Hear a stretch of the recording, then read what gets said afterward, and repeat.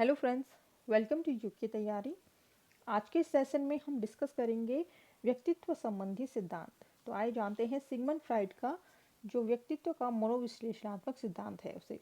ठीक है, तो देखिए सिगमंड फ्राइड ने कौन सा सिद्धांत दिया है? मनोविश्लेषणात्मक सिद्धांत दिया है। क्वेश्चन आएगा मनोविश्लेषणात्मक सिद्धांत के प्रतिपादक कौन है, तो उसका आंसर होगा सिगमंड फ्राइड। ठीक है, तो देखिए व्यक्तित्व को समझने के लिए सिगमंड फ्राइड ने अपना मनोविश्लेषणात्मक सिद्धांत दिया है। कौन सा सिद्धांत दिया है?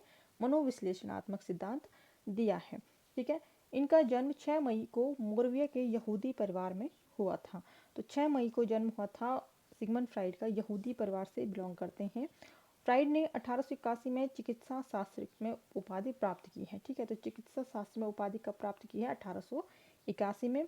फ्राइड ने सम्मोहन विधि को भी दिया है। तो ये ध्यान रखिए कि मनोविश्लेषणात्मक सिद्धांत के अलावा फ्राइड ने सम्मोहन विधि को भी प्रतिपादन किया है। ठीक है, सम्मोहन विधि भी दी है। ठीक है, अब देखिए इसमें फ्राइड ने व्यक्ति के अंदर उसकी संरचना को बताते हुए कहा है कि व्यक्ति में दो मॉडल या आकार होते हैं।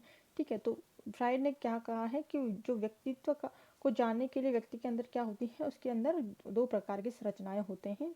जिसे दो मॉडल या आकार कहा है कि उसकी जो संरचना है वो अलग अलग तरीके से काम करती है और उसके आधार पर ही जो व्यक्ति का व्यक्तित्व है वह डिपेंड करता है।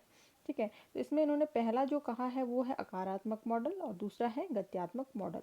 ठीक है, तो अकारात्मक मॉडल की अगर बात करें तो अकारात्मक मॉडल के अंदर तीन चीज़ें आती हैं: चेतन, अर्धचेतन और अचेतन। ठीक है, फिर नेक्स्ट जो है वो है गत्यात्मक मॉडल, और गत्यात्मक मॉडल के अंदर देखें तो इसमें भी तीन चीज़ें हैं: इदम, अहम और परम अहम। ठीक है, आगे इसमें हम इसको डिटेल से जानेंगे। अकारात्मक मॉडल, इसमें फ्राइड ने मन की विवेचना की है जिसमें उसके आकार के बारे में बताया गया है। फ्राइड ने इसे तीन स्तरों में बांटा है। तो अकारात्मक मॉडल की अगर बात करें तो फ्राइड ने इसमें किसके बारे में कहा है? मन के बारे में। ठीक है, जो व्यक्ति का मन होता है उसके बारे में कहा है, और इसके बारे में कहा है कि इसके अंदर क्या होता है, तीन स्तर होते हैं। ठीक है, मन के भी क्या होते हैं? तीन स्तर होते हैं। तो पहला जो है वो है चेतन। इसमें वर्तमान से संबंधित संवेदनाओं एवं अनुभूतियाँ होती हैं। जितना अचेतन का वह भाग होता है जिसका संबंध तात्कालिक ज्ञान से होता है। ठीक है, तो चेतन की अगर बात करें तो चेतन का अर्थ क्या बताया है फ्राइड ने? कि जो वर्तमान संबंधित जो संवेदना होती है। ठीक है, यानी कि अगर कोई कक्षा में छात्र बैठा हुआ है एग्ज़ाम देने के लिए, तो उस टाइम पे वो कैसे अवस्था में होता है? एकदम चेतन अवस्था में होता है। वह एग्ज़ाम हॉल में बैठ करके एग्ज़ाम के जो क्वेश्चंस होते हैं उन्हें सॉल्व करता है बिल्कुल चेतन अवस्था में। तो उसको हम चेतन अवस्था कहते हैं।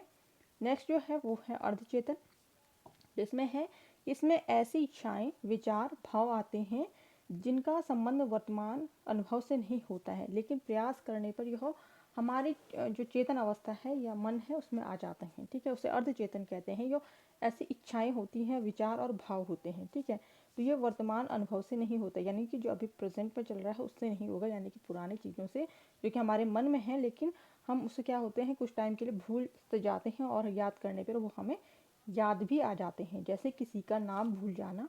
ठीक है, कोई वस्तु है, कोई चीज़ है जो हमने उठा के कहीं ऐसी जगह रख दी जो हमें याद नहीं आ रही है, तो वो अर्धचेतन अवस्था की बात वहाँ पर होती है कि हम क्या करते हैं कि कई बार क्या करते हैं, भूल जाते हैं कि हमें कौन सा वर्ड यहाँ पर यूज़ करना है, हम उसे भी बोलना भूल जाते हैं। तो इस तरीके से वो अर्धचेतन अवस्था कहते हैं।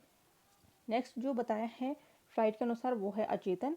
तो फ्राइड के अनुसार मन का सबसे बड़ा भाग अचेतन होता है। ठीक है, तो मन का सबसे बड़ा भाग किससे बताया फ्राइड ने? अचेतन को बताया है। उसने अचेतन मन की तुलना बर्फ के टुकड़े से की है। ठीक है, तो बर्फ के टुकड़े से क्यों की है? यानी कि जो बर्फ का टुकड़ा जो कि अधिकांश पानी में डूबा रहता है। ठीक है, यानी कि इतना बड़ा बर्फ का टुकड़ा जो कि किसमें डूबा हुआ है? पानी के अंदर डूबा हुआ है, जो हमें दिखाई नहीं देता है। ठीक है, और अगर जो छोटा टुकड़ा होगा तो वो क्या होगा? ऊपर ऊपर तैरेगा जो हमें दिखाई देगा। ठीक है, तो इस प्रकार बर्फ के टुकड़े का जो भाग तैरता हुआ हमें नजर आता है तो वो उसे हम क्या कहेंगे? चेतन कह सकते हैं। ठीक है, यहाँ पे एग्जांपल दिया गया है कि एक बर्फ का टुकड़ा है जो कि हमें तैरता हुआ नजर आ रहा है, उसे हम चेतन कहेंगे। ठीक है, यानी कि चेतन मन की भी ऐसी स्थिति होती है कि जो कम भाग होता है वो हमें दिखता है, और जो अचेतन मन है यानी कि जो बर्फ का बड़ा टुकड़ा है, यानी कि मन का जो सबसे बड़ा भाग है अचेतन मन, तो वह डूबा हुआ रहता है, वो हमें नज़र नहीं आता, जैसे कि बड़े बर्फ़ के टुकड़े के समान, जो कि हमें नज़र नहीं आता क्योंकि वह पानी के अंदर डूबा रहता है। तो ये इस तरीके से ये अचेतन मन की बात की गई है। अब इसमें नेक्स्ट आता है गद्यात्मक मॉडल। तो देखिए, इसको संरचनात्मक मॉडल भी कहते हैं। तो गद्यात्मक मॉडल को क्या कहते हैं, संरचनात्मक मॉडल भी कहते हैं।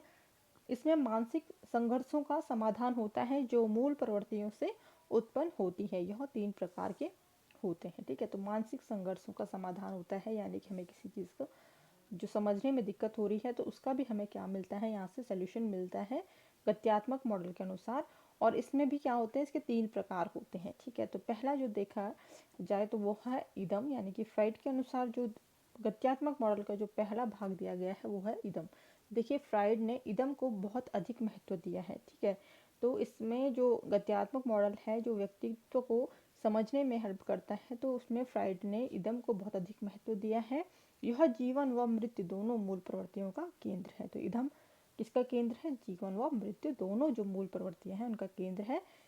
इसकी उत्पत्ति बच्चे के जन्म के साथ ही हो जाती है। ठीक है, तो इदम एक ऐसा ये कह सकते हैं हम कि इदम क्या है, एक प्रकार का ऐसा जो प्रवृत्ति है जो बच्चे के साथ साथ, यानी कि जब भी किसी बच्चे का जन्म होता है तो उसके साथ ही वह जो प्रवृत्ति है वो उसके अंदर स्वतः ही आ जाती है।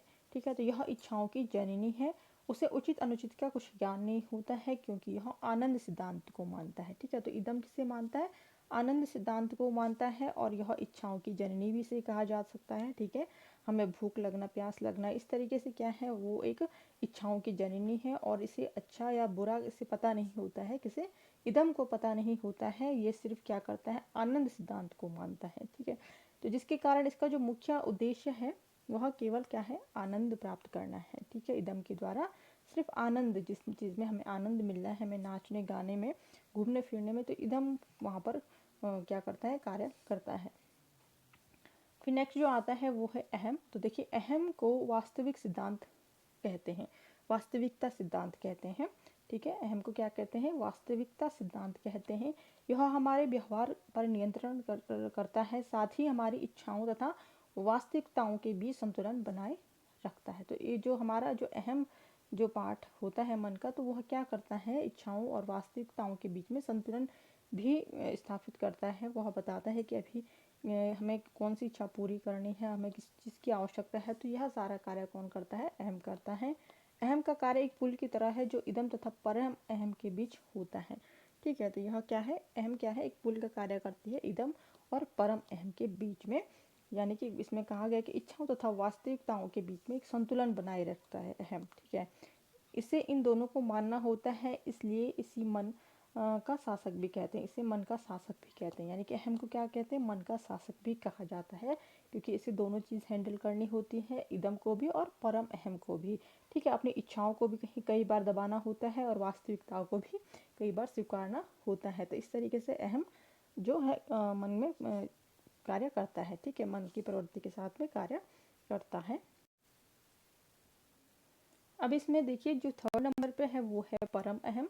देखिए, इसका विकास सबसे देर में होता है। ठीक है, तो जो परम अहम है वो शरीर में, यानी कि मन के अंदर में इसका जो विकास होता है इस प्रवृत्ति का, तो वो सबसे देर में होता है, तथा इसे आदर्शवादी या नैतिकता का सिद्धांत कहते हैं। तो परम अहम को क्या कहा जाता है, आदर्शवादी या नैतिकता का सिद्धांत भी कहते हैं।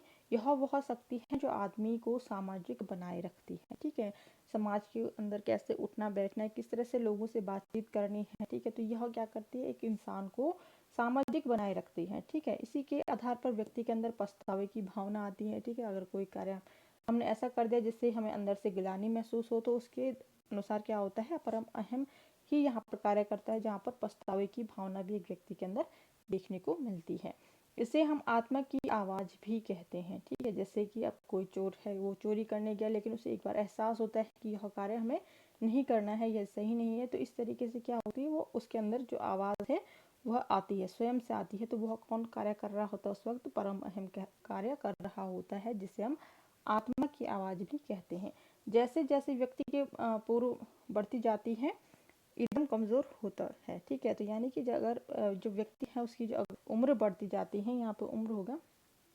ठीक है, उम्र बढ़ती जाती है तो उसका क्या होता है, एकदम भी कमज़ोर होता जाता है तथा सुपर ईगो विकसित हो जाता है। उसमें क्या आ जाता है, उसके बाद सुपर ईगो आ जाता है, परम अहम से भी ऊपर, जिसे हम कहेंगे सुपर ईगो एक व्यक्ति के अंदर आ जाता है। और जो धीरे धीरे उसकी जो पछतावे की भावना है वह क्या होती है, वो कम होती जाती है। वह अगर क्या है, वो चोर अगर चोरी करना उसको स्टार्ट कर दिया तो उसके अंदर क्या हो जाएगा, सुपर ईगो आ जाएगा, वह चोरी करता जाएगा।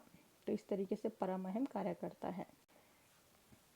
अब देखिए इसमें फ्राइड के अनुसार मानव एक जटिल तंत्र है। ठीक है, तो मानव को क्या कहा है फ्राइड ने, एक जटिल तंत्र कहा है जिसमें शारीरिक ऊर्जा व मानसिक ऊर्जा दोनों होते हैं। ठीक है, तो शरीर के अंदर क्या होते हैं, एक मानव शरीर के अंदर शारीरिक ऊर्जा व मानसिक ऊर्जा दोनों होते हैं। फ्राइड ने इदम को इन दोनों ऊर्जाओं को स्पर्श बिंदु बताया है। ठीक है, तो फ्राइड के अनुसार जो इदम जो प्रवृत्ति बताई थी मन की, तो उसको क्या कहा है कि दोनों ही ऊर्जाओं को स्पर्श बिंदु है, यानी कि दोनों पे इफेक्ट करती है। यानी कि शारीरिक ऊर्जा व मानसिक ऊर्जा जो व्यक्ति के अंदर होती है तो उसमें इदम का एक अहम भाग होता है। ठीक है, तो देखिए फ्राइड ने इन ऊर्जा से संबंधित कुछ ऐसे संप्रत्यय बताए हैं जिनका संबंध व्यक्ति के व्यक्तित्व के गत्यात्मक पहलुओं से होता है, जो निम्नलिखित है। ठीक है, तो गत्यात्मक पहलुओं से संबंध बताए हैं, कुछ ऐसे संप्रत्यय बताए हैं, कुछ ऐसी बातें बताई हैं फ्राइड ने, तो जिसका कि डायरेक्ट कनेक्शन किसके साथ होता है, व्यक्तित्व के साथ होता है। किसी भी व्यक्ति के जो गत्यात्मक पहलू जिसे कहा है फ्राइड ने, उससे संबंधित होता है। तो देखिए पहला जो बताया है वो है मूल प्रवृत्तियाँ। तो देखिए फ्राइड ने दो प्रकार की मूल प्रवृत्तियाँ मानी है, जीवन मूल प्रवृत्ति तथा मृत्यु मूल प्रवृत्ति। ठीक है, तो दो मूल प्रवृत्तियां बताई है फ्राइड ने।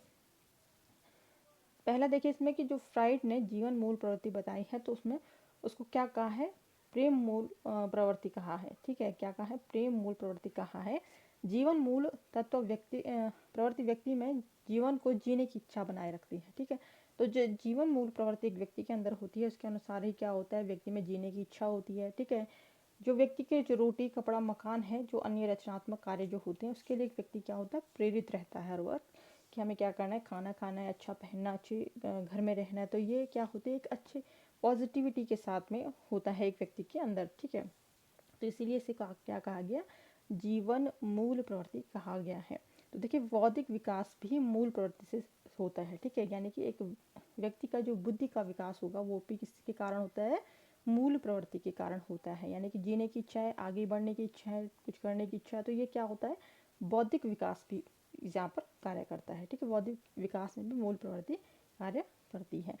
फिर है मृत्यु मूल प्रवृत्ति व्यक्ति में जीवन के प्रति विद्रोह, निरस्तता, अलगाव और विनाशकारी व्यवहार को उत्पन्न करती है। फिर वहीं पर इसके अपोजिट देखिए, तो जो नेक्स्ट मूल प्रवृत्ति बताई है मृत्यु मूल प्रवृत्ति सेकंड नंबर पे, तो यह मूल प्रवृत्ति क्या करती है, व्यक्ति के अंदर क्या लाती है, विद्रोह की भावना लाती है, निरस्तता की भावना लाती है, अलगाव व विनाशकारी व्यवहार को उत्पन्न करती है। यानी कि एक तरह से देखा जाए तो नेगेटिविटी को लाती है।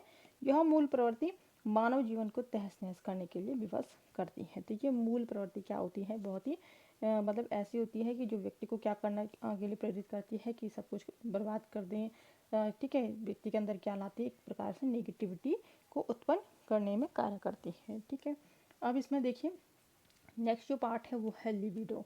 ठीक है, जो नेक्स्ट प्रवृत्ति बताई वो बताई है लिबिडो। तो देखिए फ्राइड ने काम शक्ति को वो लिबिडो कहा है। इसके अंतर्गत वह सब व्यवहार आते हैं जो व्यक्ति को प्रेम, स्नेह, लगाव देते हैं, अर्थात व्यक्ति में भी सभी कार्य जिनसे उसे सुख की प्राप्ति होती है उसे क्या कहा है, लिबिडो से संबंधित माना है।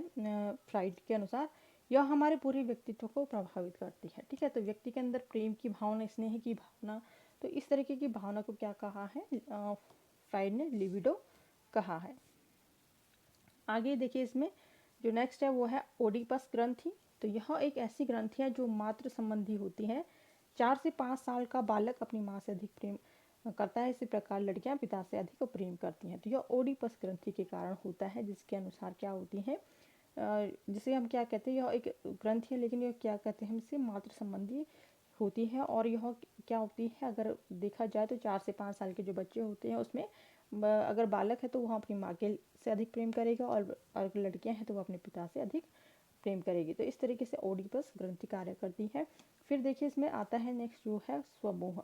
तो कई बार बच्चा अपने आप से ही मोहित हो जाता है। ठीक है, स्वयं से ही मोहित होता है, अपने आप से प्यार करने लगता है, यानी कि स्वयं को देख रहा है अपने आप को तो वो उसे क्या लगता है, एक अच्छा सा अनुभव होता है, अनुभव लगता है, तो वो क्या, उसे क्या कहेंगे, हम उसे स्वमोह कहेंगे, ठीक है।